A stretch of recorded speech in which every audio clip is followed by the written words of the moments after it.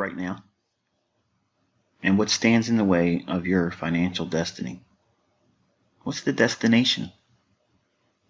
What keeps you going every day? For some of you, it feels like it's a lifetime away. Success and consistent trading, the ability to support yourself and your family by means of speculation.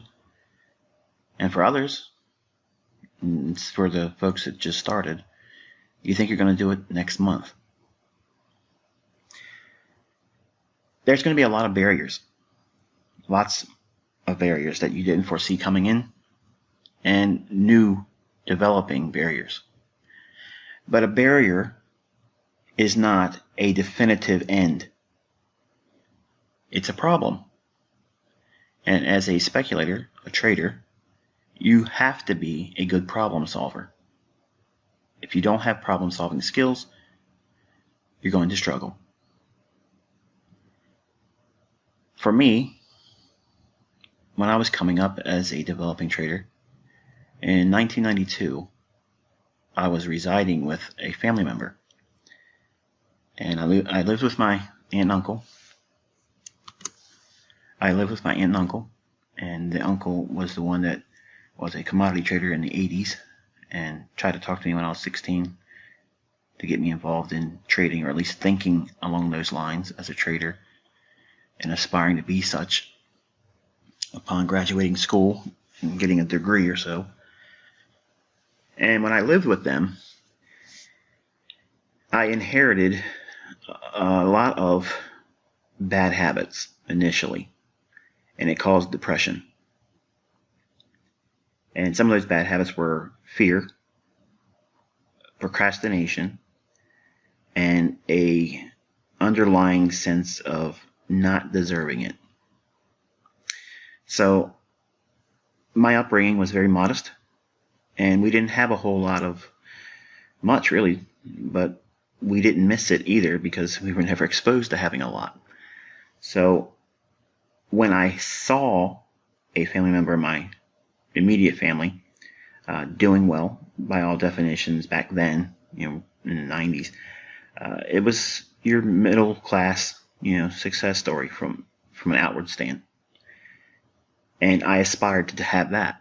But upon going to work for a company that put me in a 13-hour routine, just about 6 days a week, and only having Sundays off, I quickly realized that wasn't the path for me.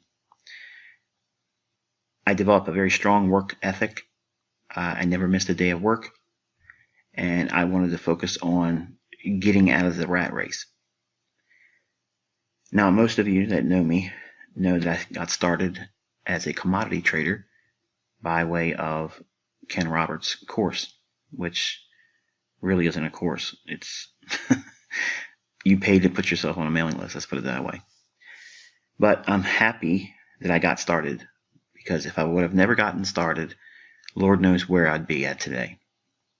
Probably very miserable, very unhappy, to say the least.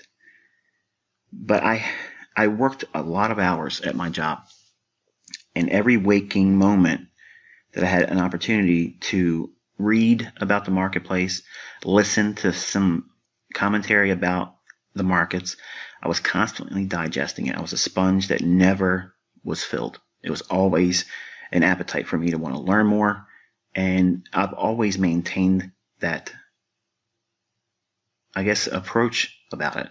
And while I really don't learn anything new from other people or other methods or anything like that, I learn a lot about myself in the engagement of the day-by-day relationships to price action, and I learn a lot about human psychology, which I guess in a way has a lot to do with trading, but not in the sense that if we sat down in the same room together and we were talking about the markets, I would gravitate to human psychology a lot. And if you were new, you would want to start talking about entry points and how to get this or how to get that in terms of profits. And that is going to be a problem and a barrier for you. So what I had to do was submit to a lot of time.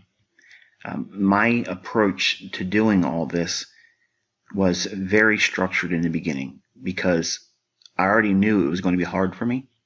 I had no misconceptions or fantasies about how it was going to be easy for me to do it. But at 20 years old, I was thinking to myself that I wanted to be retired at the age of 40. And to my family, that sounded ludicrous. It was unachievable. You couldn't get it. You couldn't obtain that. So submit to the working grind like everyone else does. And that created a sense of anxiety in me to the degree where I was not going to relent until I got myself to the position where I wasn't going to have to work for money. Because I felt working for money was a stupid waste of my time. It was a waste of my energy. And there was a lot better things to be doing than to go to work for someone else. They're never going to appreciate you, not to the degree they should or that you would want them to. So basically, to have a job or go out into the workforce is rather stupid. So now I know some people are going to scoff at that and say, well, everyone needs to work. They have to have a job. They have to have the ends meet, if you will. And I agree. But that's not a destination. Now, unfortunately, most people create that as their final destination because of procrastination, fear of failure, failure to observe the realities of having the resources, whether you accept the fact that you do or don't. Everyone has the resources. There's absolutely